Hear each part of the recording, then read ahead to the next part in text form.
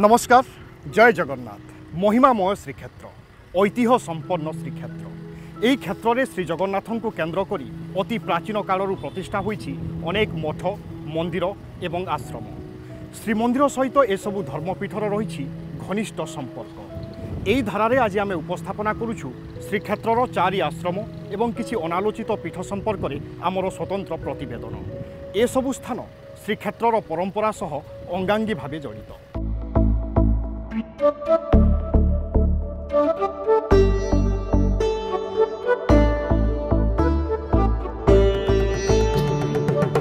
सनातन संस्कृतिर प्राणकेन्द्र श्रीक्षेत्र यह एपरी एक पावन क्षेत्र जेउठी लक्ष्मीकांत नारायण दारू विग्रह धारण करी श्रीक्षेत्र रे मानस लीला करुछंती। विभिन्न देवता मुनि ऋषि और तपस्वी मानकर आकर्षणर केन्द्रबिंदु हेउछंती श्री जगन्नाथ। विभिन्न जुगरु एठारे मुनि ऋषि माने पदार्पण करी विभु पादपद्म रे निजकु समर्पण करि दैछंती। सेमानंक प्रवर्तित जप तप और उपासनार मार्ग भक्त और धर्मप्राण जनतांकु प्रभावित करिछि।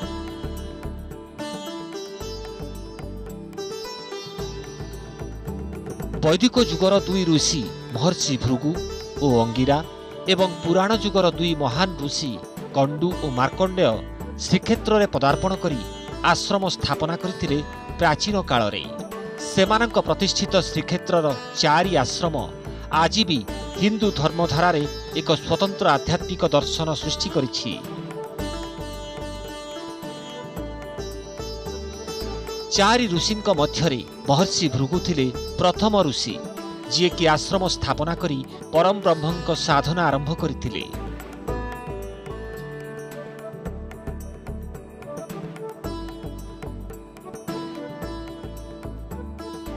वर्तमान देखा गले जो महर्षि भृगुंकर प्रथम आश्रम प्रतिष्ठा होता व्यापक क्षेत्र रे आज संकुचित हो जाइछि। श्वेतगंगा निकट श्वेत माधव मत्स्य माधव उग्रसेन मंडप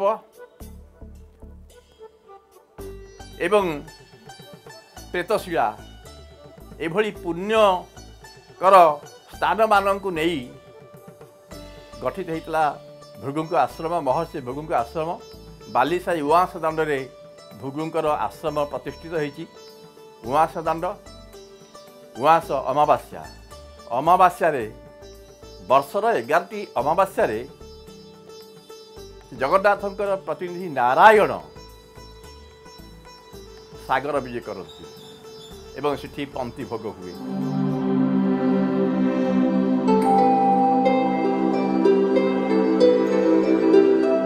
महर्षि भृगुंकर आश्रम अवस्थित पुरी बालीसाही स्थित श्वेतगंगा पुष्करिणी निकटरे श्रीमंदिरर विभिन्न यात्रा सह एही आश्रम संपृक्त।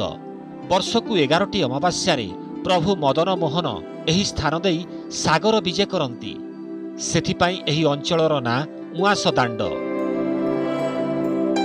एहाकु बाद देले एठारे विजय करती सुदर्शन और बाड़ी नृसिंह। श्रीक्षेत्रर पवित्र श्वेतगंगा निकटरे अवस्थित भृगु आश्रम महाराजा उग्रसेन एठारे पूजा पाउथिबारु उग्रसेन मुंडी मध्य कुहाଯାଏ। महर्षि भृगु हेउछंती वैदिक जुगर ऋषि सुतरां श्रीमंदिर निर्माण बहु पूर्वरु एठारे से आश्रम प्रतिष्ठा करथिले। श्रीक्षेत्रर 4 आश्रम मध्यरु एहा हेउछि प्रथम।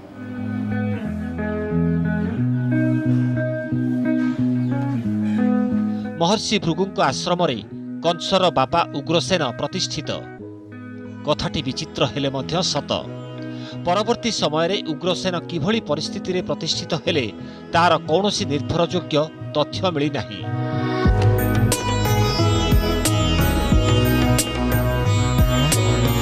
आश्रमर अधिष्ठात्रा महाराजा उग्रसेनंकर दैनिक रीतिकांति स्वतंत्र। आश्रम सम्मुखरे स्वर्गद्वार को शवयात्रार रास्ता जाइछि। सेथिपाई एहाकु कुहाଯାଏ मुक्तिपथ। जेतेबेले कौनसी शव को नहीं मालभाई माने जाती एही स्थान रे कोकेई रखी प्रार्थना करती उग्रसेन महाबाहु समुद्र कूले जीवा हेउ।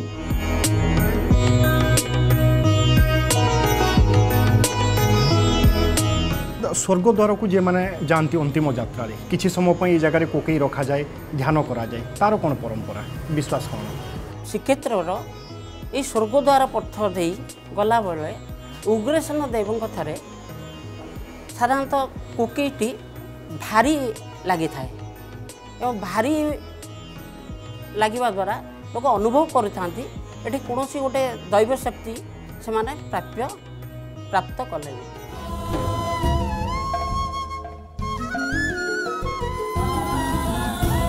पुरीर जनसाधारण विश्वास जो व्यक्ति मानकर प्राणवायु छाड़ू न थाए जो माने रोगशज्यार पड़ी छटपट हुअंती सेमानक पई स्वतंत्र भावे उग्रसेन महाराजा निकटरे बणा भोग करी सेमानकु पियाई देले प्राण देह त्याग करे। एठारे चतुर्भुज उग्रसेन उपर दुई हस्तरे शंख चक्र धरी दंडायमान।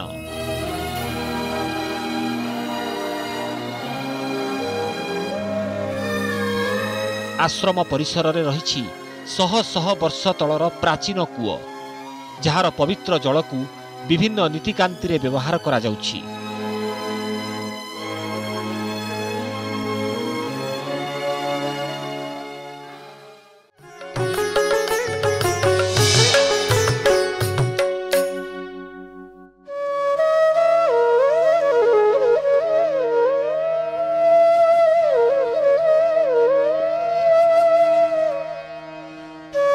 पुरी सहरर दोलमंडप साहिर केन्द्रस्थल जह्नी मुंडिया छकरे अवस्थित महर्षि अंगिरांक प्रतिष्ठित वैदिक जुगर आश्रम।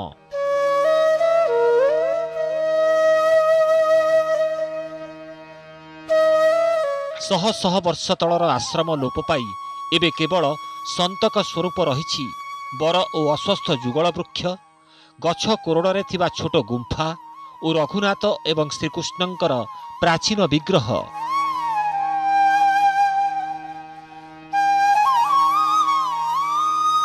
एठारे थिला महर्षि अंगिरांक आश्रम कालक्रमे यह पोती हुई आज एक चांदिनीर रूप धारण करिछि। पौराणिक कथावस्तु कुहे बर एवं अस्वस्थ वृक्षर जुगलबंदी एठारे निर्मित होइथिला केतोटी साधना कक्ष जेउठी बसी साधना करुथिले महर्षि अंगिरा एवं तांको शिष्य माने। आज एहारी निकटरे गढ़ी उठिछि दोल मंडप साही।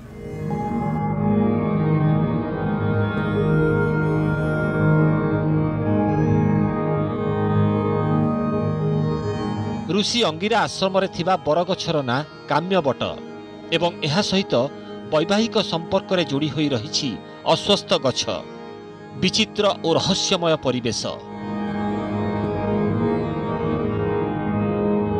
गछ कोरड़े अंगिरांक ठारू आरंभ करी विभिन्न सन्यासी एठारे तपस्या करुथिले।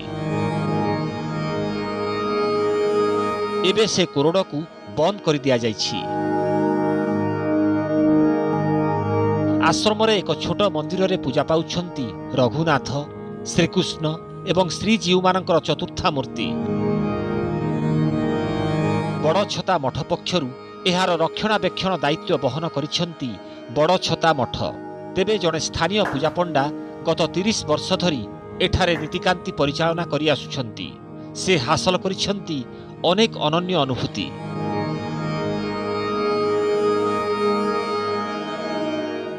आमे जतबले आसु जतबले पुष्यमास हो जाए प्रभुंकर आरती राति 2टा 3टार हुए से कि आम आरती सारिक आसला बेले आम पूजा कला मत लगे मो पछरे कि गोटे गला भाया लगे। तेणु मुझे भय करे निजे निजे भावे मारे हरि रखे कौन रखे हरि मार्ग मारे मारे एमती कौन लगुच मत हाउ प्रभु तमें बुझ कहीकि सेवा शुश्रूषा करा पड़ोछु।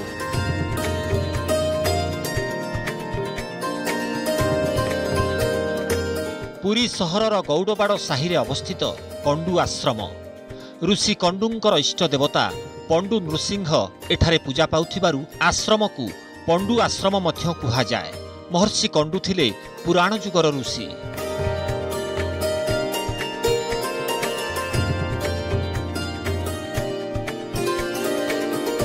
महर्षि कंडू श्रीक्षेत्र को आगमन पर स्थापन करथिले एक आश्रम। जप तप एवं उपासना थिला तांको उद्देश्य जेउथिपाई पुरुषोत्तम क्षेत्र तांको पाई थिला स्वर्ग सदृश्य। एठारे मध्य अवस्थित जम्बेश्वर देवंक पीठ। कंडू आश्रम सहित श्रीमंदिर एवं जम्बेश्वर देवंक रहिछि संपर्क।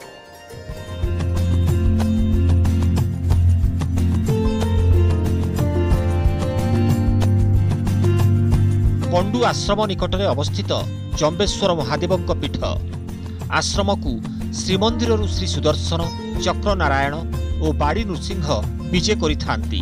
एठारे सेमानंकु पंक्ति भोग प्रदान करा जाए। जम्बेश्वर देवଙ୍କ पीठ को सुदर्शन देवता श्रीमंदिर जमा खर्च खाता को तनखी करिथांती। सेतेबेले मध्य आश्रम पक्षरु पंक्ति भोग करा जाई थाए। से थिले परम उपासक नृसिंहंकर आपण देखिबे ताकर गौड़वाड़ जो आश्रम अछि ता निकटरे अष्टभुज नृसिंहंकर गोटे मूर्ति रही। श्रीक्षेत्र कहीं ओडिशा रे कहीं समग्र भारत रे मध्य एपरी हिरण्य उग्र नृसिंह मूर्ति हिरण्य विदारक मूर्ति दुर्लभ नहीं। नृसिंह परम उपासक जे नृसिंह से जगन्नाथ नृसिंह आउ जगन्नाथ भीतर समन्वय स्थापना करथिले एवं जगन्नाथ कृपा बरसी थिला।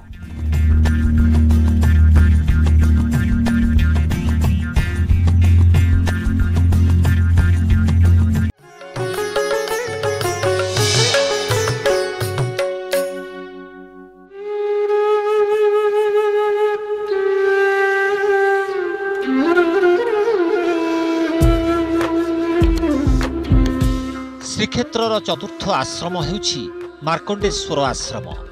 यह हेउछि शैव शाक्त और वैष्णव उपासनार एक विचित्र पीठ।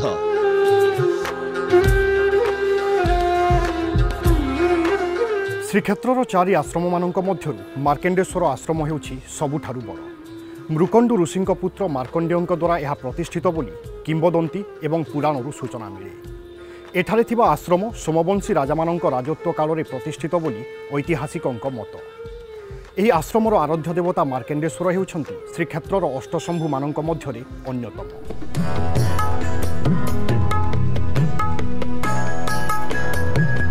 पुराण अनुଯାୟୀ शिवंकु तपस्या करी अल्पायु मार्कंडेयଙ୍କୁ मृत्युर देवता जम नहीं पारि नथिले। सुतरां तांकर इष्ट देवता मार्कंडेश्वर एठारे विद्यमान। एहा सहित ऋषि मार्कंडेयंकर एक प्रतिमूर्ति मध्य स्थापित होईछि। एठारे मध्य विराजमान श्री जगन्नाथ श्री राधाकृष्ण और पवित्र शालग्राम। मार्कंडेश्वर आश्रम ही तंत्र साधिका नितेई धोबणी उपासना करिथिले सप्तमातृकांकु। एही आश्रम ही पूजा पाउछन्ति सप्तमातृका। सुतरां मार्कंडेश्वर आश्रम हेउछि शैव शाक्त और वैष्णव उपासनार मिलन स्थली।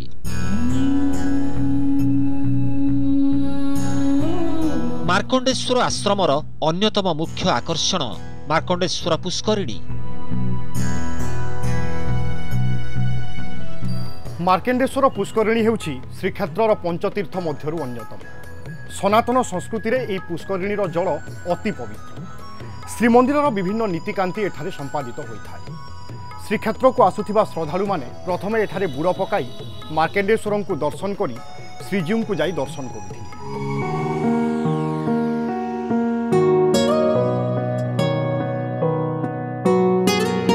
ऐतिहासिक मानक मतरे एही जलाशय को एकादश शताब्दीर मध्य भागरे चोड़गंग देव खनन कराइथिले। एठारे श्रीमंदिरर कालीय दलन नीति और बलभद्रंक जन्म नीति अनुष्ठित हेउछि। श्रीमंदिर सेवायत परिवार कुनी कुनी झियो मानकर नेतपिला पूजा मध्य मार्कंडेश्वर पुष्करिणी कूलरे अनुष्ठित होइथाय। एहार कूलरे थिबा एक मंदिर रे विराजित स्वयं नारायण। मार्कंडेश्वर आश्रमर नाम अनुसारे एठारे थिबा साहिर ना मार्कंडेश्वर साही, जहाँकि पुरीर पुरातन साहीगुड़िक मध्यरे अन्यतम। पुरीर बेलाभूमि देई जाइछि चक्रतीर्थ रोड। एहार नामकरणर कारण कोन जानंती? एठारे अवस्थित एक भिन्न धरणर पीठ चक्रतीर्थ।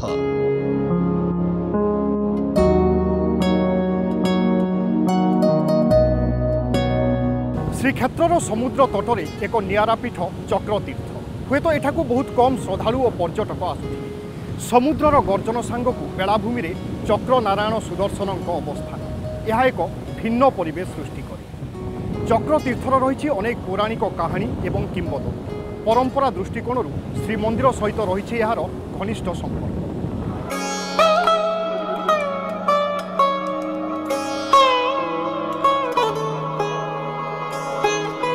बेलाभूमि रे गोटे छोट मंदिर रे अवस्थान करुछंती चक्र नारायण सुदर्शन।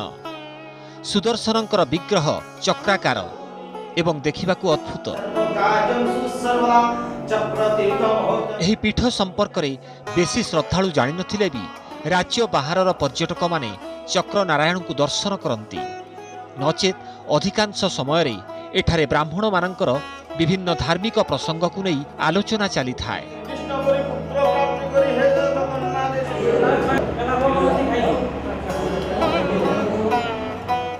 ये आज्ञा जो अच्छा महाविष्णु सुदर्शन निजे हेले तीर्थराज चक्र तीर्थ जे पुरी मंदिर रे जगन्नाथ बड़देवल पूजा पाँच प्रथम जन्ममाटी हेले महाप्रभुंर प्रथम जगन्नाथ ब्रह्म ये आसिक लगी जहाँकि आम जो जगह पर बसीचे ये आम नदी उपर बसीचे आगे ये कालक्रमे नई थी ये नईर ना था मालिनी नदी किंतु कालक्रमे आ नई ना नई लोप तार किंबदंती जाई पाखे एक मीठा पानी कुंड जहाँकि समुद्र पानी लुणी ये पानी है मीठा। प्रथमे महाप्रभु आगे चक्र को पकई किंतु पद्मिनी कुमारी चक्र आईला कृष्ण कर को गलानी तापर जगन्नाथ ज्योतिर्मय ब्रह्म आसी ये लगी प्रथम ब्रह्म रजाराणी यू नहीं जहाँकि गुंडीचा घर निर्माण करी पुरी मंदिर रे महाप्रभु पूजा पाइले।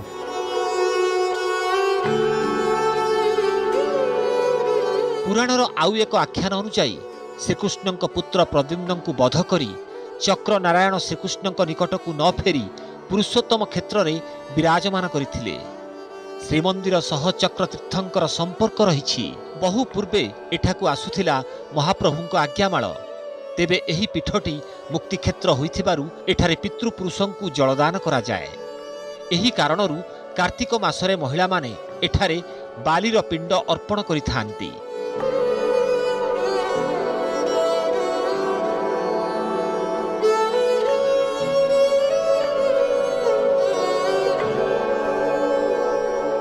आद्य देवता नृसिंह श्रीक्षेत्र में विद्यमान विभिन्न रूपरे। चक्र नारायण पीठरे नृसिंहंकर तीनिटी स्वरूप चक्र नृसिंह, अनंत नृसिंह, लक्ष्मी नृसिंह स्वतंत्र भाव में पूजित हुअन्ति।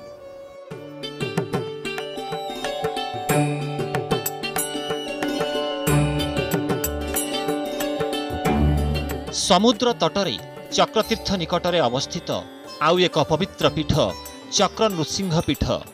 एठारे विराजित नृसिंहंकर तीन स्वरूप श्री अभय नृसिंह, चक्र नृसिंह एवं लक्ष्मी नृसिंह। श्री नृसिंहंकर उपासना धारार 10टी तत्व मध्यरु 3टी तत्व एकत्र पूजित हेबा समग्र भारत वर्षरे एक विरल परंपरा।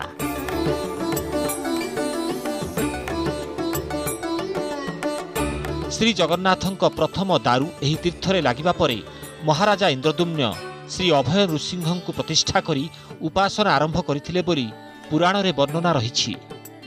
एही मंदिरटी प्राचीन कालर। तेबे एठारे दुई नृसिंहंक सह चक्र नृसिंह को परवर्ती काल रे प्रतिष्ठा करा जाइछि।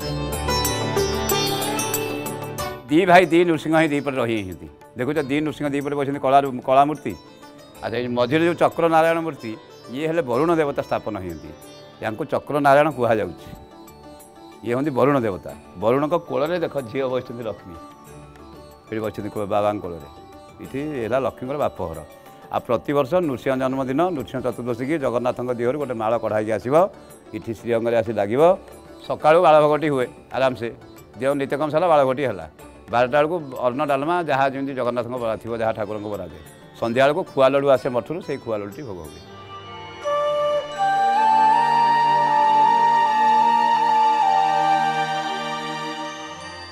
आउ एक किंवदंती रही माँ लक्ष्मी श्रीमंदिर बाहरी 12 वर्ष काल एठारे अवस्थान करथिले। श्री जगन्नाथ और बलभद्र दरिद्र होई भिक्षा मागी मागी एठारे पहुंची आउ एठी ही दासी जरिया श्री जगन्नाथ और माँ लक्ष्मींकर मिलन घटिथिला। सेही पौराणिक कहानीर स्मृतिर संतक स्वरूप एठारे अछि दासीर प्रतिमूर्ति एवं दुई भाई रोषेई करिथिबा स्थान जेउठी एबे उठिछि गोटिए बरगछ।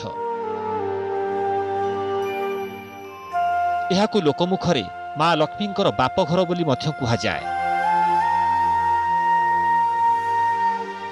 ଚକ୍ରନାରାୟଣଙ୍କ ମନ୍ଦିର ଶ୍ରୀକ୍ଷେତ୍ରର ଏକ ଗୁରୁତ୍ୱପୂର୍ଣ୍ଣ ପୀଠ।